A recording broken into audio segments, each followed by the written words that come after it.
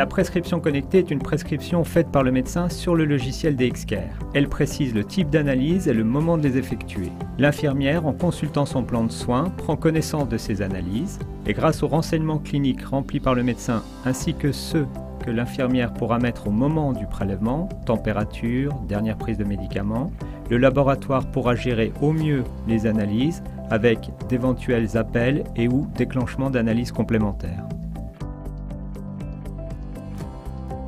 Pour les prescriptions connectées, vous pouvez trouver toutes les informations en haut et à gauche de la planche d'étiquette, l'ordre des tubes à prélever, le nombre de tubes à prélever, la couleur des tubes et le mode d'acheminement au laboratoire. Pour les prescriptions manuelles, chaque analyse est suivie d'une lettre qui correspond à la couleur du tube à prélever. Donc pour la sérologie, cas particulier, pour le nombre de tubes à prélever, chaque analyse est suivie d'un symbole. Il faudra prélever un tube plus le nombre de symboles associés à chaque analyse. Quoi qu'il arrive, vous pourrez trouver toutes les informations sur le site intranet du laboratoire. En cas de doute, beaucoup d'informations sont disponibles sur le site du laboratoire. Se connecter sur intranet et cliquer sur l'icône qui représente une feuille de Ginkgo.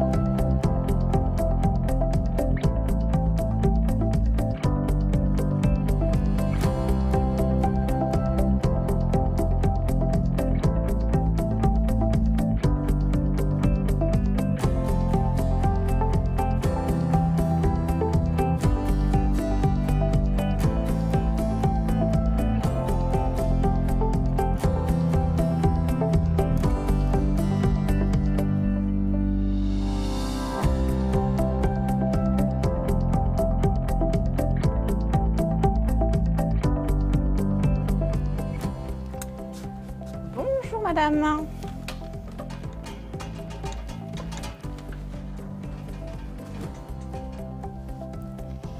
Alors, j'ai une prise de sang à vous faire.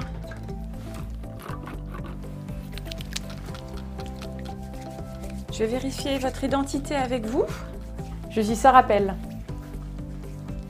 Votre date de naissance, madame? 8/12/92. Je vais vérifier. C'est bon sur le bilan. Et la petite étiquette, parfait. Voilà, alors on y va pour la prise de sang. Je vais en profiter, je vais m'installer.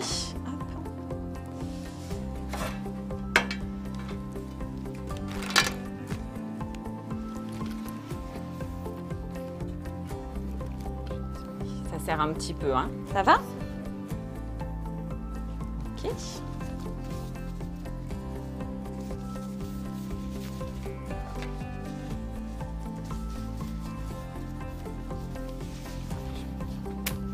Le temps que je prépare mon matériel.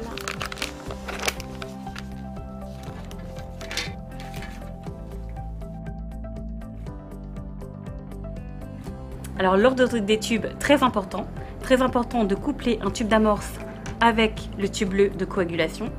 Pourquoi un tube d'amorce? Alors premièrement, pour éviter que l'activation des facteurs tissulaires ne vienne perturber les tests de coagulation et aussi pour faire un vide d'air, pour bien remplir le tube bleu qui est très important, suivi après d'un tube sec, d'un tube hépariné vert et du tube EDTA. Dans le cas de prélèvement d'hémoculture, il faut préparer une tubulure particulière avec un corps de pompe adapté au flacon. Après une désinfection en 4 temps, l'infirmière prélève en premier le ou les flacons aérobie, puis les flacons anaérobie. À noter qu'il ne sera pas nécessaire d'avoir un tube de purge.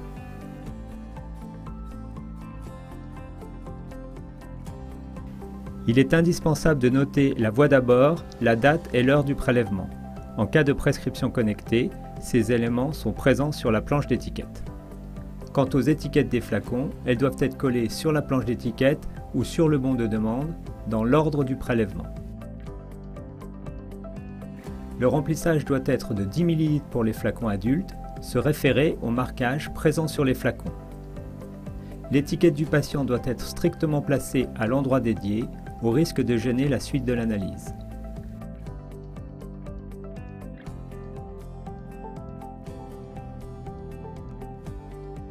L'ordre des tubes est bien spécifié sur la planche d'étiquette pour les prescriptions connectées en haut à gauche.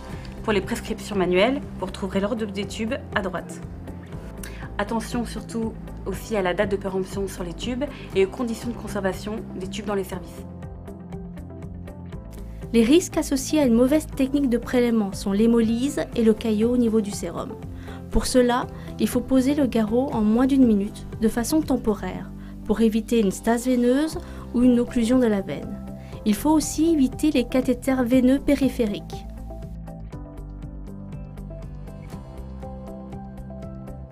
Suite à la vérification d'identité faite lors du dialogue avec le patient, l'infirmière vérifie après le prélèvement de la parfaite adéquation des étiquettes, date de naissance, contrôle d'orthographe du nom.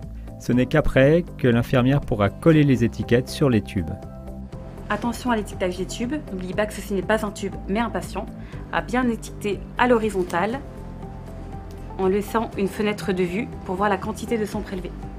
Cas particulier pour les tubes pédiatriques, les tubes de bébé, le tube vert pour la biochimie, on adapte mais un adaptateur puisque ce tube sera centrifugé, on a besoin de cet adaptateur pour le mettre dans la centrifugeuse. L'étiquette sera collée à l'horizontale sur le tube muni de l'adaptateur. Pour le tube de numération pédiatrique, pas besoin d'adaptateur puisque pas de centrifugation. Du coup, cette fois-ci, on collera l'étiquette en drapeau pour bien voir l'identité du bébé. Une fois le prélèvement effectué, l'infirmière mettra ses tubes dans la pochette, on ferme la pochette et on met la feuille correspondante, de prescription correspondante, dans la poche kangourou, bien fermée. Attention, pour les urgences, pochette rouge, uniquement pour les urgences.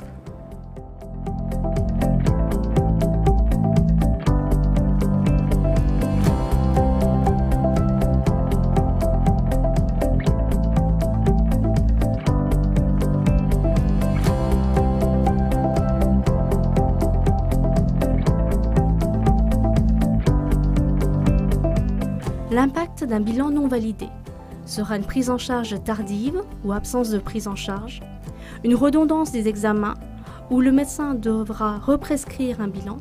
Enfin, le service sera dérangé pour valider un plan de soins.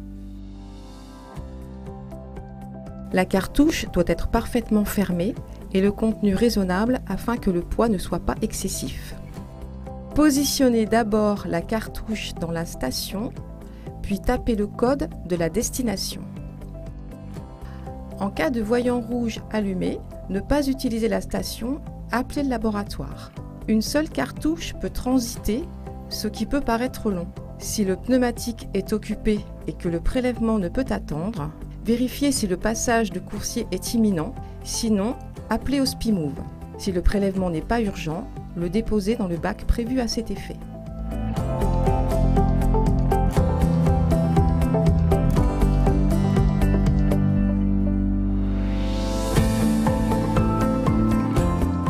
Certaines analyses nécessitent un transport spécifique. Des procédures sont disponibles dans BlueMedi, dans la thématique biologie médicale ou en recherchant par mots-clés. C'est aussi le chemin pour retrouver le mémo générique sur les bonnes pratiques de prélèvement.